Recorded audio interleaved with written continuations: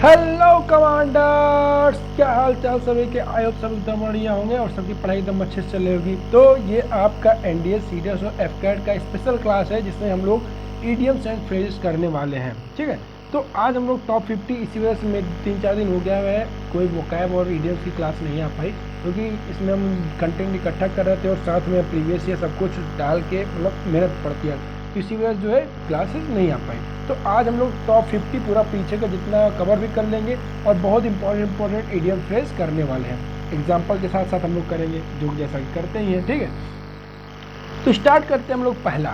पहला इडियम्स आपके exam point of view से आता है ये कि कैट गॉट योर टंग। इसका क्या मतलब हुआ? तो इसका बेसिकली मतलब यही होता है, it is use to ask someone why he और she is not saying anything. मतलब जैसे कैट गॉट योर टंग, और हम लोग सबसे मेन चीज़ क्या है कि हम लोग खुद से, जो अभी तक बच्चे क्या था मतलब कि लोग ट्रिक के पीछे भागते हैं। तो अब ट्रिक में ये नुकसान होता है, जैसे मान लीजिए आपने जीएस या कोई भी इंग्लिश में आपने ट्रिक सीखी, तो आप उसको याद करने में उतना समय गंवाएंगे। अरे बात तो वही हुई, रख ही तो रहे हैं ना।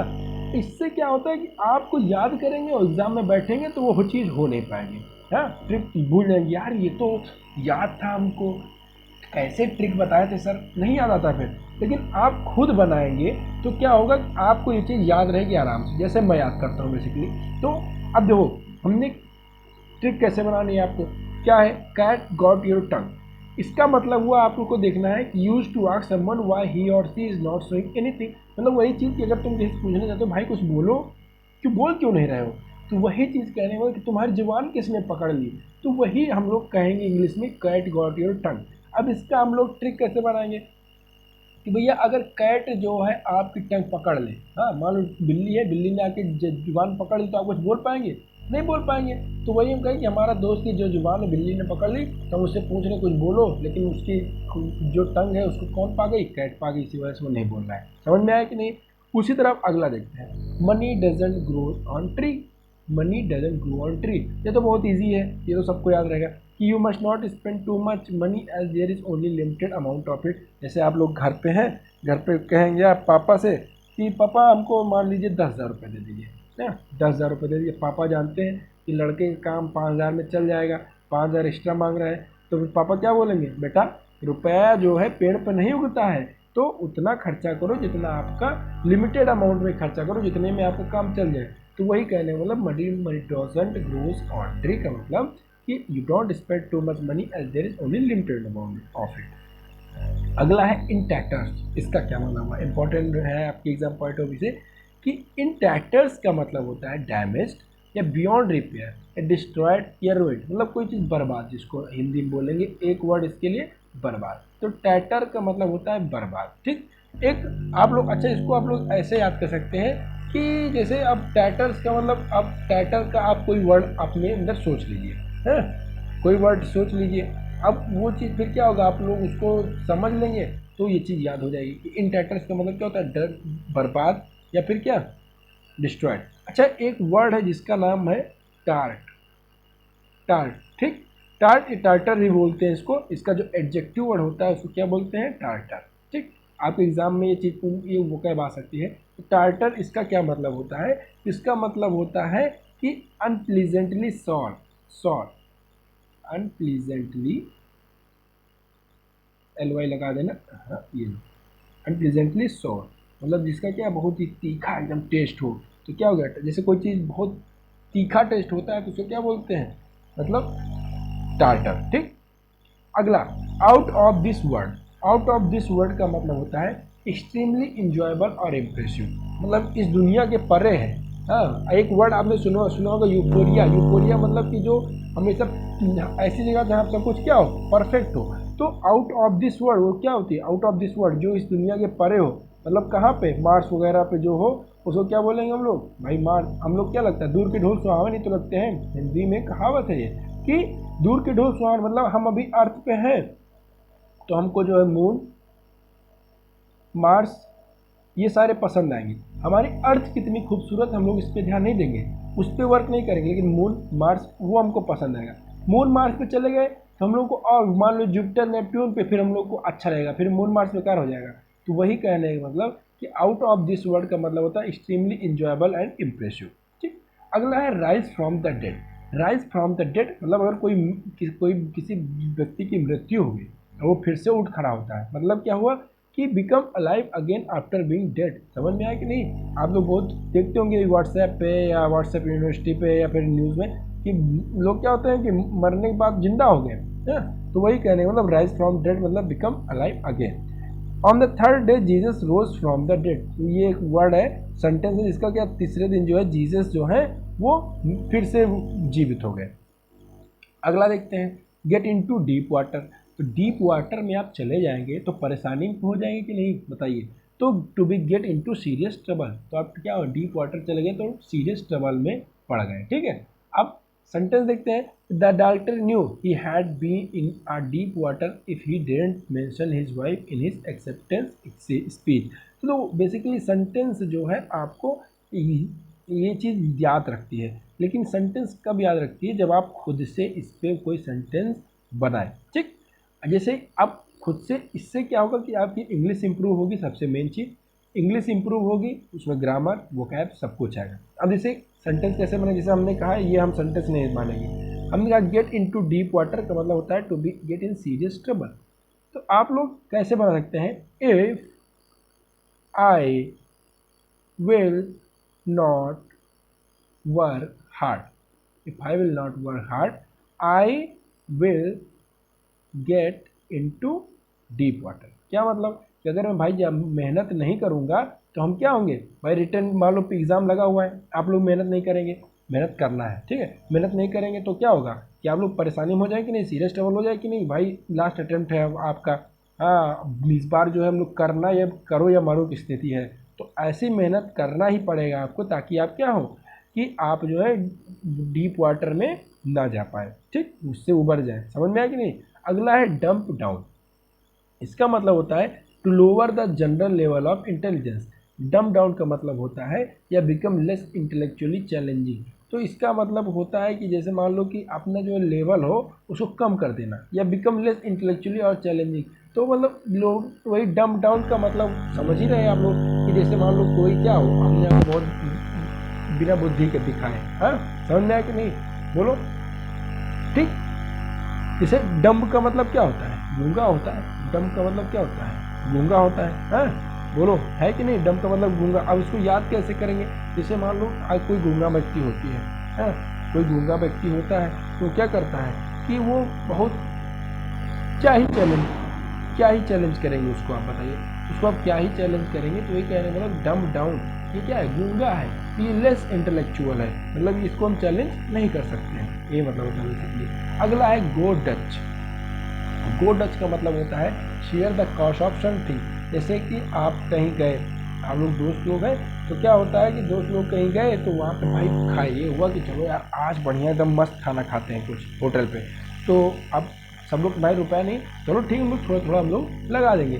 तो ये हुआ कि जैसे मान लो कि तो वो चीज़ क्या हो गई? गो डच। गो डच का मतलब share the cost of something, मतलब कि किसी मील का या बराबर शेयर कॉस्ट को शेयर करना, ठीक। अगला है the cream of the crop. इसका क्या मतलब हुआ कि the best group of a similar things और पीपल। तो मतलब सेम चीज़ों, जैसे मान लो कि आपका क्या होता है कि रिटर्न निकल गया, एसएसबी में गया, तो आप लोगों का ग्रुप बन गया, ठीक।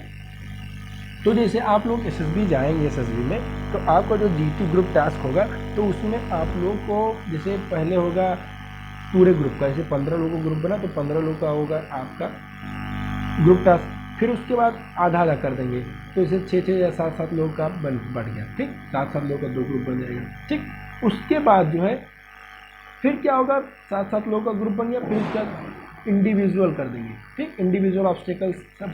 तो वही कहने का मतलब कि अब जैसे 15 लोग था तो 15 लोगों में वो कंपेयर करेंगे, ये 7 इन दोनों में कौन बढ़िया कर रहा है, ठीक। अब इन दोनों में कोई वो देख लेते हैं कि हाँ ये बंदा बढ़िया कर रहा है, ये और कर सकता है, तो उसको इंडिविजुअल ऑब्स्टेकल में चेक करते हैं कि हाँ इंडिविजुअली देखते ये कितना अच्छा करता होगा, था ग्रुप में उतना अच्छा ना परफॉर्म कर रहा हो, या कोई इसको सप्रेस कर दे रहा हो, वो परफॉर्म करना चाह रहा हो, तो ये चीज़ होता है जी। तो एसएसबी की क्लास हम लोग लगाएंगे, उसकी टेंशन ना लीजिए आप लोग, तो उसमें ये चीज़ हम लोग कर रहे हैं। तो क्रीम ऑफ द क्रॉप का मतलब होता है कि सिमिलर ग्रुप या थिंग्स में क्या हो जो बेस्ट हो, ठीक। अगला आते हैं पोक वंस नोज इन और इनटू समथिंग। तो पोक वंस नोज इन और इनटू समथिंग का मतलब होता है किसी के साथ क्या करना, इंटरफेयर करना, या to be noisy about something, मतलब किसी से क्या करना, भीड़ जाना है, कुछ ऐसा करना, मतलब तो जानबूझ के उसको क्या बोलते हैं, पोक वंस नोज इनटू और समथिंग। मतलब आप क्या अपनी नाक अड़ा रहे हैं, हिंदी में क्या बोले कि तो काहे नाक अड़ा रहे हैं यार अपनी, मतलब काहे भी ना फालतू उसमें क्या करो, बीच में आ रहे हो। तो पोक वंस नोज इनटू इन और इनटू समथिंग का मतलब होता है to interfere with something, to be noisy about something. अगला है I could eat a horse.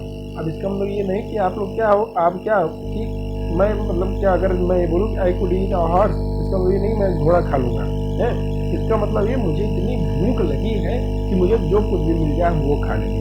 तो सॉरी, तो I could eat a horse का मतलब होता है टू बी एक्सट्रीमली हंग्री। ठीक, अगला है यूजेस इसका देखें, I am so hungry that I could eat a horse sentence. अगला है टेक टू वंस हील। तो अपना हील जो है आप लोग ले लेंगे, जैसे कोई लड़की है वो अगर अपना हील लेके दौड़ने लगी, मतलब क्या वो भागने की फिराक में है, तो to begin to run away मतलब टेक टू वंस हील, समझ में आया। अगला आते हैं टू ड्रॉप अ ब्रिक। तो ड्रॉप अ ब्रिक का मतलब होता है मेक एन इनडिस्क्रीट और एम्बैरेसिंग रिमार्क। अब देखो इसमें हम लोगों ने हमने आपके लिए क्या है, वोकैब का भी सेशन रखा हुआ है। वोकैब का सेशन मतलब आपको ऐसे ऐसे वर्ड बीच बीच में मिलते रहेंगे जिसका आप क्या, बहुत लोग को मतलब हो सकता है आपको पता हो, बहुत अच्छी बात है, लेकिन अगर नहीं पता है तो आपको इसमें क्या होगा कि वोकैब भी तैयार होती रहेगी धीरे धीरे। हाँ, सब कुछ सोचना पड़ता है। तो अब देखो यहाँ पर हमने कहा मेक एन इनडिस्क्रीट और एम्बैरेसिंग रिमार्क। तो इनडिस्क्रीट का मतलब होता है कि क्या, बिना सोचे समझे, या जिसको हिंदी में बोलते हैं अविवेकी।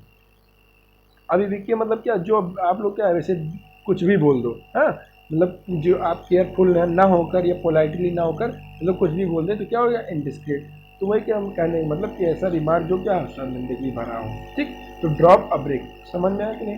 अब आते हैं अगला, वॉल इन द पार्क। बहुत ही आसान है ये वाला। तो वॉल इन द पार्क का मतलब होता है a book that contains pieces of writing और something that is easy to, मतलब कोई ऐसी बुक जिसमें कुछ लिखा हो कि जिसको हम लोग करना है क्या हो, आसान हो। अब जैसे मान लीजिए कि आप लोग का एग्ज़ाम लगा हुआ है, तो हम कहें कि भाई सुबह उठते ही आप लोग क्या करेंगे, पिछले दिन का रिवीजन, जितना पिछले कल आपने पढ़े से, आज हम सुबह उठे तो फ्रेश हुए, तुरंत बुक उठा लिए, कल हमने जो जो पढ़ा उसको रिवीजन मारा फाट से, तुरंत बिना रफ्तार के, ठीक, बिना किसी टाइम वेस्ट किए हुए हमने रिवीजन मारा।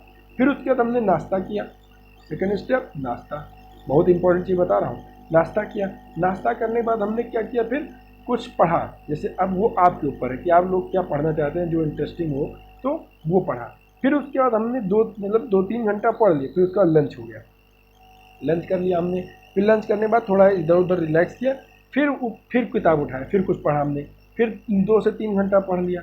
फिर उसका शाम को गए टहलने, चाय वाय पिए आराम से, मस्त किए, फिर उसके बाद आप फिर बैठ जाइए पढ़ने। 2 से 3 घंटा पढ़ेंगे, 2 से 3 घंटा पढ़, सोचिए अब ब्रेक दे दे पढ़ रहे हैं, 2 से 3 घंटा, सुबह उठते ही 1 घंटा पढ़े रिवीजन, ठीक, फिर उसका नाश्ता किए, फिर पढ़े 2 से 3 घंटा, मान लो 2 घंटा ही रखें अगर, तो आपने लंच के पहले 2 घंटा पढ़ लिया, फिर लंच करने के बाद थोड़ा आराम किया, फिर 2 घंटा पढ़ लिया, शाम हो गई, नाश्ता पानी किए, मस्त कहीं इंजॉय किए, फिर आए, फिर 2 घंटा पढ़ लिया, ठीक। उसके बाद खाना खाएंगे, थोड़ा टहलेंगे, फिर 10-11 बजे तक क्या करेंगे, फिर एक या 2 घंटा, हम 1 घंटा ही मान लेते हैं, 1 घंटा सुबह उठते, 1 घंटा सोने के पहले, कितना टाइम, 2, 2, 4, 2, 6, 7, 8, सोचो इतनी आसानी से आप लोग 8 घंटे पढ़ सकते हैं पर डे। लेकिन इतना मतलब आप लोगों को देखो डिफेंस में क्या है कि आप लोगों को पढ़ना नहीं है। अब पढ़ने का मतलब कि डिफेंस वालों को 95% का बंदा नहीं चाहिए, उनको चाहिए कि हमको भैया 70 से 80 के बीच में लड़का हो। 70 से 80% कहने का मतलब कि वो पढ़ने में ठीक ठाक हो, पढ़ने में ठीक ठाक, और मतलब जो उसका एग्ज़ाम क्वालिफाई कर ले जाए बस उतना ही पढ़ने वाला होना चाहिए। उसके बाद जो है फिजिकली फिट हो, ऐसा नहीं कि पढ़ने के चक्कर में फिजिकली फिट अनफिट हो गया, ठीक। तो ये चीज़ आपको बहुत ही ज़्यादा ध्यान देना है कि आप फिजिकली फिट पहले रहेंगे, फिर आप ऑटोमेटिक पढ़ाई में ठीक हो जाएंगे, ठीक है। तो वॉक इन द पार्क मतलब वही जैसे हमने बताया कितना करना, तो ये आपके लिए बहुत आसान चीज़ें हो गई जो हमने बताया। तो ये आपके लिए क्या हो, कैसा टास्क हो गया, walking in the park task, ठीक। अब आते हैं अगला, go through fire and water. तो go through fire and water का मतलब क्या हो, to face many challenges in order to achieve something, मतलब कुछ पाने के लिए आप क्या हो कि आग और पानी सबसे जा सकते हो, तो आप कुछ पाने के लिए क्या हो, जैसे भी चैलेंजेस आएंगे आप लोग क्या करेंगे, फेस करेंगे। ठीक, अगला आते हैं स्पिन आउट ऑफ कंट्रोल। इसका क्या मतलब है? तो स्पिन आउट ऑफ कंट्रोल का मतलब होता है to move in a way that is not control. ऐसे स्थिति में ऐसे उसमें मूव करना जो कि क्या हो, कंट्रोलेबल ना हो। जैसे the rocket spun out of control and crash. तो जो रॉकेट है वो क्या हुआ कि आउट ऑफ कंट्रोल हो गया और क्या हो गया, क्रैश हो गया। ठीक, अगला, और हाँ एक चीज़ और ध्यान देना, तो जैसे ये ईडियम्स हैं तो ये आपको टेंस के हिसाब से, मतलब बिल्कुल ईडियम बदलेगा नहीं लेकिन टेंस के हिसाब से क्या होगा, इसका टेंस हम लोग बदल सकते हैं। जैसे स्पिन आउट ऑफ कंट्रोल था यहाँ पे, लेकिन हमने यहाँ देखा कि अब ये पास्ट टेंस में सेंटेंस है तो यहाँ पर हमने क्या, स्पन यूज हुआ है। ठीक, अगला आते हैं फेदर वंस नेस्ट। तो फेदर वंस नेस्ट का मतलब होता है कि अपने, जैसे मान लो आपका नेस्ट है उस पर क्या कर रहे हैं आप, पंख लगाएं। तो पंख लगाने के मतलब आप अपनी क्या व्यवस्था देख रहे हैं कि नहीं, कि कहीं से रुपया आ जाए या कहीं से अच्छा कुछ बढ़िया मिल जाए, एकदम हमारे अच्छे हो जाए धीरे धीरे। तो आप सेल्फिश वे में या अपॉर्चुनिटी को कैसे सेल्फिश वे में ले रहे हैं। ठीक है, to make money oneself in opportunity और सेल्फिश वे। ठीक, ध्यान देना। अगला फेयर एंड स्क्वायर, इसका क्या मतलब होता है, तो ऑनेस्ट एंड स्ट्रेट फॉरवर्ड। बहुत ही आसान, फेयर एंड स्क्वायर जो ऑनेस्ट और स्ट्रेट फॉरवर्ड। ठीक, अगला है let someone off the hook. Off the hook मतलब if someone get off the hook और let off the hook they manage to get out of the awkward और unpleasant situation then they are in. वही कहने मतलब कि जैसे आप किसी हुक में हो, कैसे याद करेंगे इसको, कि आप जैसे मान लीजिए कि किसी हुक में, जैसे ये हुक है उसमें आप फंस गए। ठीक, ये बंदा फंस गया, इसका शर्ट फंस गया। ठीक, फंस गया तो किस सिचुएशन में है आप, अनप्लीजेंट सिचुएशन में या ऑकवर्ड सिचुएशन में है। ठीक, हुक में फंस गया आप तो अनप्लीजेंट या ऑकवर्ड सिचुएशन में है। अब जैसे ही आप यहाँ से उतर जाएंगे या आप इससे छूट जाएंगे तो क्या होगा कि आप कैसे रिलैक्स फील करें कि नहीं। ठीक है, तो they manage to get out of the awkward situation unpleasant situation then they are. ठीक, तो वही कहने वाला कि look let off someone off the hook का मतलब होता है तो किसी परेशानी से क्या होना, दूर हो जाना। ठीक, एक मिनट दीजिएगा, पानी पी ले।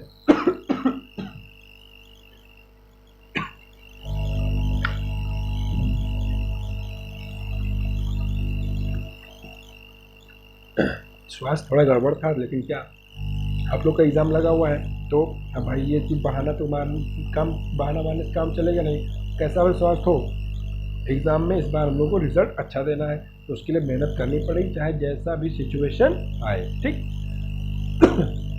अब आते हैं अगला, सेवेंथ हेवन। इसका क्या मतलब हुआ, तो सेवेंथ हेवन का मतलब आप सातवें आसमान पे कब होते हैं, जब आपके साथ बहुत कुछ अच्छा हो जाता है तो आप बहुत खुश होते हैं, तो क्या बोलते हैं लोग, सेवेंथ हेवन। ठीक, अगला आते हैं ऑसम सॉस। इसका क्या मतलब हुआ,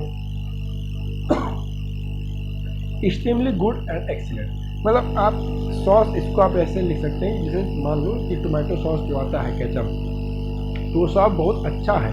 ठीक है, तो आप क्या करेंगे, बहुत अच्छा, एक्सट्रीमली गुड एंड एक्सीलेंट। ठीक, अगला है डाई इन हार्नेस। तो ये बहुत इंपॉर्टेंट है, कई बार रिपीट हो सका हो गया है आपके एग्जाम में कि डाई इन हार्नेस का मतलब ये होता है कि जैसे हम लोग देखते हैं कितने आप पर्सनल जो है डिफेंस पर्सनल क्या होते हैं, मार्टार हो जाते हैं। ठीक है, तो उसको हम लोग क्या बोलेंगे, डाई इन हार्नेस। मतलब वो अपनी ड्यूटी अपना वर्क करते करते क्या होते हैं कि वो मृत्यु को पा जाते हैं या शहीद हो जाते हैं, तो वही चीज़ होता है डाई इन हार्नेस। ठीक है, रिटायरमेंट के पहले। The old man says that he intend to die in harness. वही चीज़ है कि जो ओल्ड मैन वो चाह रहा है क्या, कि he intends to die in harness. ठीक, अगला है move heaven and earth. Move heaven and earth का मतलब to do everything you can achieve something. मतलब अब क्या है कि हेवन और अर्थ दोनों पे जाने के लिए तैयार है, मतलब आप उस चीज़ को पाने के लिए कुछ भी कर सकते हैं। ठीक, अगला है bring a knife to a gun fight. मतलब एक गन फाइट है उसमें आप क्या ला रहे हैं, नाइफ ला रहे हैं, चाकू ला रहे हैं। सोचो, to be very badly prepare for something. क्या भाई गन फाइट है, गोली से दूर दूर से भाई यहाँ पे व्यवस्था बन जाएगी, आपका सिस्टम हिल जाएगा दूर दूर से, लेकिन आप उसमें क्या ला रहे हैं, चाकू। भाई चाकू कहाँ पे यूज होगा, जहाँ पे क्लोज फाइट होती है वहाँ चाकू यूज होता है कि नहीं। अब जैसे ये चीज़ वही चीज़ हुई, जैसे अब जो लोग पबजी खेलते होंगे वो लोग जानते होंगे कि भाई पबजी में अगर आप घर के अंदर हैं तो अब घर के अंदर आप क्या करेंगे, ऑम चलाएंगे। हाँ, ऑम चलाएंगे तो क्या होगा भाई, दिक्कत है कि नहीं। और वही सामने वाला बंदा जो है मान लो S12 के रखा होगा या कोई भी मतलब कि वो शॉर्ट गन रखा होगा, तो वो आपको तुरंत एक शॉट के अंदर वहीं में धराशायी कर देगा, बक्से में बदल देगा। तो वही चीज़ करने का मतलब कि आप बहुत बुरी तरह से प्रिपेयर्ड हैं किसी चीज़ को लेकर। तो वो कैसा है, bring knife to a gun fight. आप गन फाइट में चाकू ला रहे हैं, मतलब आप प्रिपेयर्ड नहीं है किसी चीज़ के लिए। अगला है meet someone half way. Meet someone half way मतलब टू कंप्रोमाइज विद समवन। आप उसके आधे रास्ते में मिल रहे हैं, मतलब आप उससे क्या करने गए हैं, कंप्रोमाइज, कि भैया तुम आधी रास्ता तुम चल के आओ, आधी रास्ता हम चल के आएंगे, यहीं पे हो जाए कंप्रोमाइज। ठीक, अगला आते हैं इट्स एनी वंस कॉल। इसका क्या मतलब हुआ, ये जो है set to set off a situation in which an outcome is difficult और इम्पॉसिबल टू प्रिडिक्ट। मतलब कि इसका मतलब ये होता है बेसिकली कि ये तब कहा जाता है ऐसी सिचुएशन जिसका आउटकम क्या हो, बहुत प्रिडिक्ट करना बहुत मुश्किल हो। जैसे इस बार सीएसके का मैच था, बहुत लोगों ने देखा होगा, भाई मैं तो रात में जगा था, इतना मतलब बारिश के बावजूद फिर रात में मैं वही मैच पूरा मतलब कि उसमें देखा था, जो पूरा देखा था। तो अब उस मैच में आप लोगों ने देखा कि लास्ट बॉल पे 4 रन चाहिए था। लास्ट बॉल में 4, भाई 2 बॉल में 10 रन चाहिए था, लास्ट बॉल पे ये छक्का मारे फिर 4 रन चाहिए था। अब वो सिचुएशन ऐसी थी कि इम्पॉसिबल थी कुछ भी प्रेडिक्ट कर पाना कि भाई ये मार भी सकता है या फिर सीएसके भाई जीत सकती। कितने लोग की दुआएं थी, वाकई में दुआ में बहुत काम होता है, इसीलिए कहते हैं आप लोग मतलब किसी का नुकसान न कीजिए, किसी को हार्म न कीजिए। ठीक है, तो इसी वजह से क्या हुआ, तो it was anyone's call. क्यों, क्योंकि भाई वो उसको प्रेडिक्ट कर पाना मुश्किल नहीं, नामुमकिन था। ठीक है, अगला है एज प्लीज एज पंच। इसका क्या मतलब हुआ, फीलिंग ग्रेट डिलाइट और प्राइड, या feeling great delight, same same भी क्या क्या।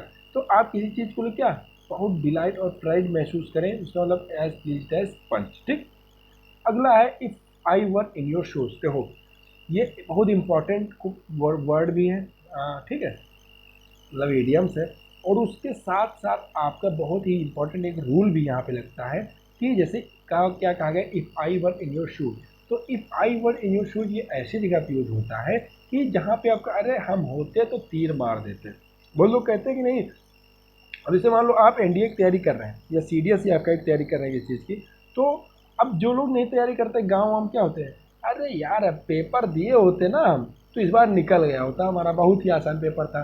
तो वही कहने का मतलब यहाँ पे कि अगर मैं तुम्हारी जगह पे होता, अगर हम तुम्हारी जगह होते तो तुम्हारा पेपर निकल गया होता।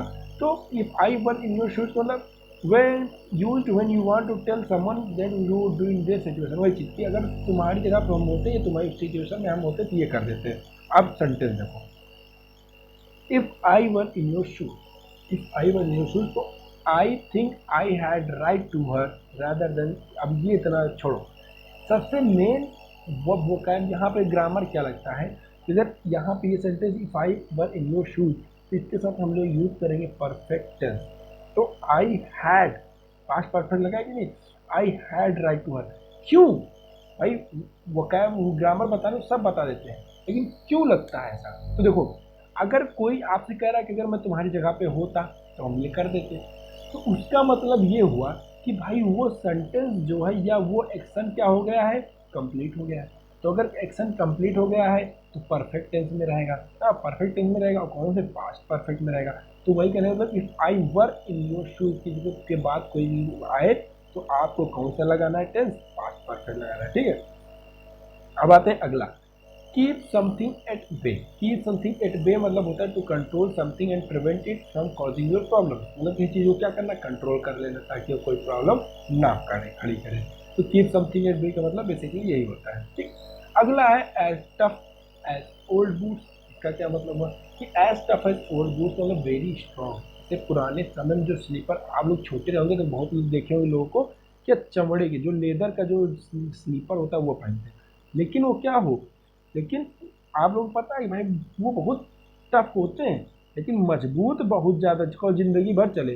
तो क्या होता है, very strong, not easily made weaker. ठीक है, उनको हम लोग आसानी से कमज़ोर नहीं कर सकते। अगला है finding a needle in a hairstyle. भूसे गट्टर में आप क्या करें, सुई खोजें। तो ये बहुत ही आसानी इडियम्स हो जाएगा आपके लिए कि ऐसा काम करना जो कि वेरी डिफ़िकल्ट हो किसी चीज़ को पाने के लिए, या किसी चीज़ को खोजना जो कि बहुत वेरी डिफ़िकल्ट हो। ठीक, अगला bring someone to book. Bring someone to book का मतलब टू ऑफिशियली पनिश समवन और call them to account for their behaviour. वही चीज़ की मतलब आप ऑफिशियली पनिश करें किसी को। जैसे रिसेंटली आप लोगों ने देखा होगा रिसेंटली में मान लो हम लोग, हाँ चलो ठीक है, एक एग्जांपल लेते हैं। यूपी जानते हो, यूपी जिसके सीएम योगी आदित्यनाथ जी, ठीक। गवर्नर की बात करें आनंदीबेन पटेल जी यहाँ गवर्नर, ये तो आपके लिए एक्स्ट्रा इन्फॉर्मेशन की बात है। अब यूपी के सीएम योगी आदित्यनाथ जी क्या करते हैं, मान लो कोई भी इलीगल वर्क करता है तो उसका क्या करते हैं, बुलडोजर चला देते हैं वहाँ पे, ठीक। बुलडोजर जेसीबी चल गई। तो वहाँ के जो कोर्ट थी या सुप्रीम कोर्ट था, एग्जैक्टली रिकॉल नहीं कर पा रहा हूँ, उन्होंने क्या किया कि योगी आदित्यनाथ जी को उस गवर्नमेंट क्या किया, bring to book, bring to book. तो इसका मतलब हुआ कि उन्होंने ऑफिशियली उनको क्या किया कि पनिश किया, नहीं पनिश तो नहीं किया था यार, तो ये एग्जांपल गलत पड़ जाएगा। तो बेसिकली ये कि मतलब कोई ऑफिशियली आपको क्या करे, पनिश करे, ठीक है। तो वही चीज़ ब्रिंग टू बुक, समझ में आया कि नहीं। जैसे the murder will found and brought to book, ठीक। अब ब्रिंग से क्या हो गया, यहाँ पे ब्रॉट हो गया, मतलब क्या टेंस बदल गया ना, तो टेंस हम लोग इडियम्स में बदल सकते हैं, ये चीज़ ध्यान देना।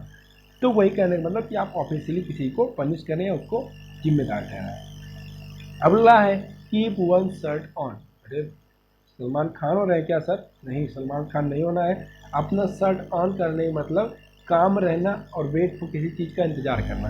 भाई मान लो आप बीच में बैठे हैं, बढ़िया शर्ट वर्ट खोले, मतलब आप क्या एकदम काम है, ठीक है, काम है एकदम, और इंतजार कर रहे हैं कि अब गर्लफ्रेंड आएगी, हम अपना समय बर्बाद करेंगे और अपनी ज़िंदगी बर्बाद कर लेंगे, लेकिन ये चीज़ आपको नहीं करना है, ठीक। तो रिमेन काम एंड वेट फॉर समथिंग, आप ये कर सकते हैं कि भाई आप रिकमेंड हो गए, बहुत मेहनत की स्टार्टिंग में, ठीक।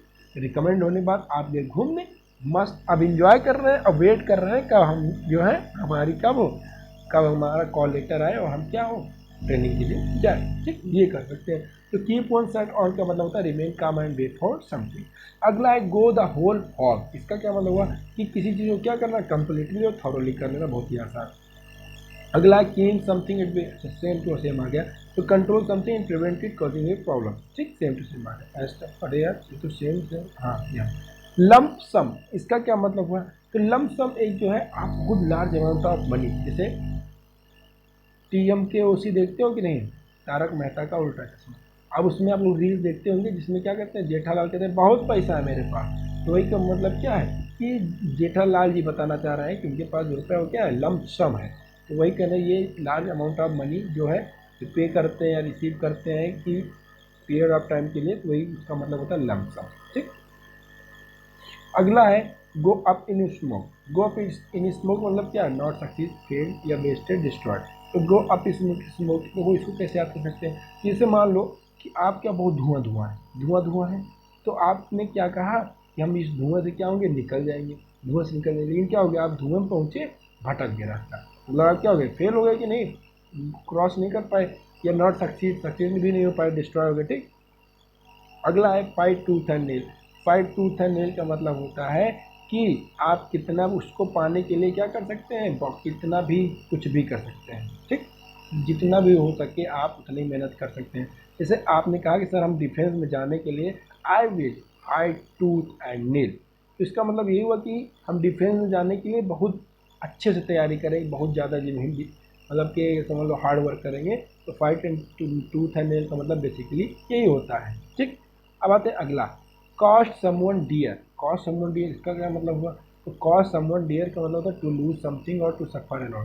अब ये इडियम्स कहाँ से आया, तो आप लोगों ने रामायण देखी, रामायण में सीता माता कहती हैं कि मुझे वो डियर चाहिए, ठीक, डियर, ठीक। वो भेड़, उसको क्या बोलते हैं यार हिंदी में डियर को, सोने का मृग, हाँ मृग, जैसे मृग, ठीक। अब डियर कॉस्ट करने मतलब अब सीता माता को चाहिए था, राम भगवान गए और उसकी वजह से क्या हुआ, रावण आया, हरण किया, इतना सब कुछ हुआ, सीता माता कितना परेशान हुई है कि नहीं। तो कॉस्ट समवन डियर का मतलब होता है कि आपको बहुत ज़्यादा वो क्या करे, सफ़र करे, बहुत ज़्यादा प्रॉब्लम क्रिएट करे, ठीक। अगला है गेट डीप, गेट डीप का मतलब होता है to manage to find a lot of money for something. Get deep का मतलब क्या होता है कि किसी चीज़ को मैनेज करना, to find a lot of money for something, मतलब कि रुपया की व्यवस्था करना किसी चीज़ के लिए, ठीक है।